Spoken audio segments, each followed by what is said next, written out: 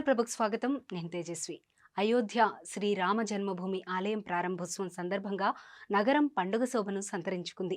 ఓవైపు నగరమంతా మహత్తర ఘట్టం కోసం ముస్తాబవుతుండగా, మరోవైపు అడుగడుగునా దేశంలో వివిధ సాంస్కృతిక, జానపద కళారూపాల ప్రదర్శనలు జరుగుతున్నాయి. ఆయా రాష్ట్రాలకు చెందిన ప్రత్యేక కళారూపాల ప్రదర్శనలు అయోధ్యకు విచ్చేస్తున్న భక్తులను ఆకట్టుకుంటున్నాయి. భిన్న సంస్కృతి, సంప్రదాయాలన్నీ ఒక్కచోట చేరిన విధంగా భారతదేశంలోని అన్ని రాష్ట్రాల సాంస్కృతిక, జానపద కళారూపాలు ఒక్కచోటే కనిపిస్తున్నాయి. సరయూ నదీ తీరంలో సాంస్కృతిక ప్రదర్శనలు, తులసీవనంలో జానపద కళారూపాల ప్రదర్శనలు అమితంగా ఆకట్టుకుంటున్నాయి. జానపద కళారూపాల్లో యక్షగానం ఒకటి. ఇది కర్ణాటక రాష్ట్రానికి చెందిన ప్రత్యేక నాటక రూపం. అయితే దానికి కాస్త భిన్నంగా చిందులతో ప్రదర్శించే కళ నాటక రూపం కాబట్టి చిందు యక్షగానంగా పేరొందింది. ఈ చిందు యక్షగానం తెలంగాణకు మాత్రమే ప్రత్యేకమైన నాటక కళారూపం.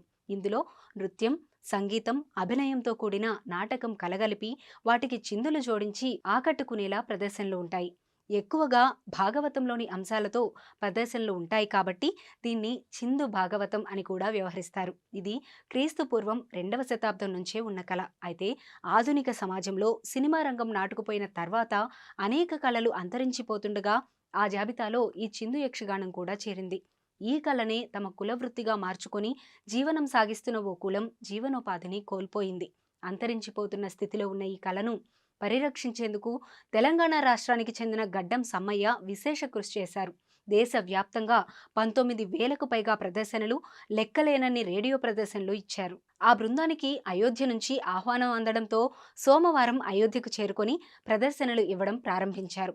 గత 2 రోజులుగా ఈ ప్రదర్శనలు జరుగుతున్నాయి.